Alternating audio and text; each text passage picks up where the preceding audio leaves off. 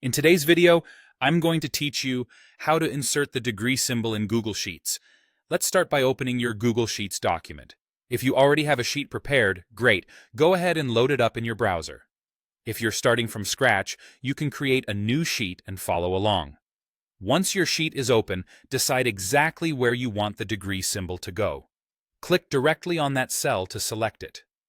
You'll see the blue outline around the cell, and the blinking cursor will appear either in the cell or up in the formula bar, which is where your text and numbers are entered. Now, the simplest and most reliable method is to copy the degree symbol from another source and paste it into the cell.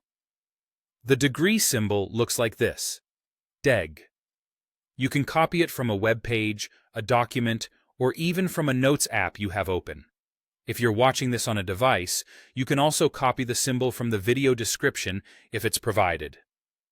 Highlight the symbol, copy it, using Ctrl+C on Windows or Command+C on a Mac, and then return to your Google Sheet.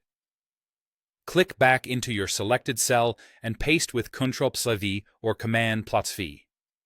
You should immediately see the degree symbol appear in that cell. If you don't, make sure the cell is active and try pasting again. You can place it on its own or type your number first, like 72, and then paste the symbol right after it to display 72 degree. There's another option you can try, depending on what you see in your menu. Look at the top toolbar and click Insert. In some versions or contexts, you may find a Special Characters option.